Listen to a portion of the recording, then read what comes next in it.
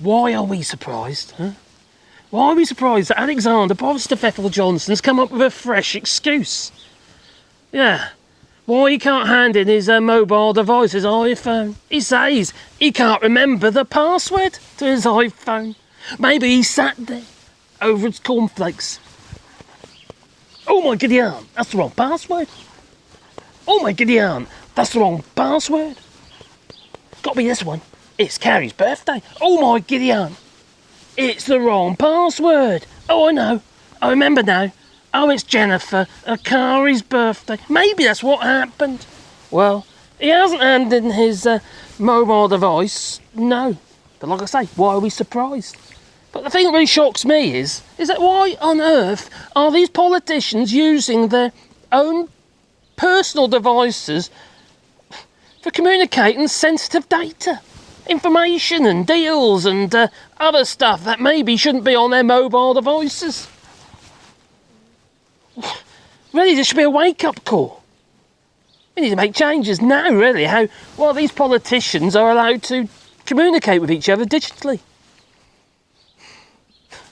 Well, we're going to see another chapter in this sort of never-ending saga of politicians behaving like techno-illiterate toddlers. Well, that is Alexander Boris Johnson all over, isn't it, really?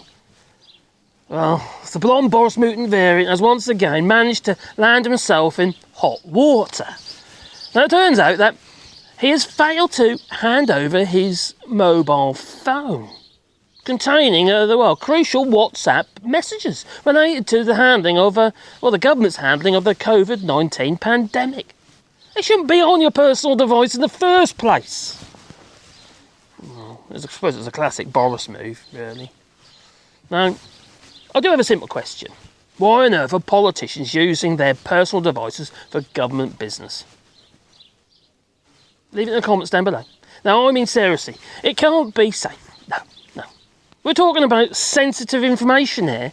Yeah, national security, public health. There's not just COVID, there'll be other stuff on there as well. Oh my God. There might be conversations between him and, Lord of Siberia, Lebedev. Well, the lives and security of millions are at stake. We can't have this. This is ridiculous. These politicians they're treating it like they're, sharing the, latest cat videos or maybe pussy pics with their mates. Well, I think it's high time, really, that we had a dedicated work phone system for these politicians. Now, picture this, for instance. A secure server where all the data is downloaded from these devices before they enter the Commons or any Westminster building, maybe. A server that's not even connected to the internet. Yeah. I just think it's a simple idea. A problem be solved then, wouldn't it? Now, this way we won't have to rely on Alexander Boris Johnson and his shoddy memory to hand over important messages. That scrutiny and all of that. And maybe you'd have some kind of argument for, not handing over his device. Oh, it's personal. As long as it's kept that way and it's not, used for secrecy, where they feather their own nests. Which I wouldn't be a bit surprised, because, why the hell is Lord Lebedev, Eugenie Lebedev, why is he in the Lords? Because he's a buddy, you see. He's a buddy of Boris. Yeah. And also his father, Alex, was it Alexei Lebedev. Well, this geezer, Alexei Lebedev, has been sanctioned by virtually every other country except flippin' except the UK.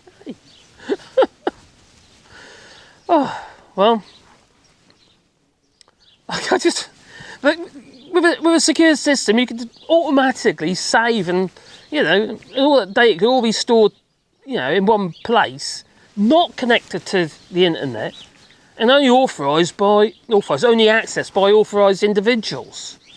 You could even have a system in place where, software could collate the data. See exactly what's going on. A centralised system.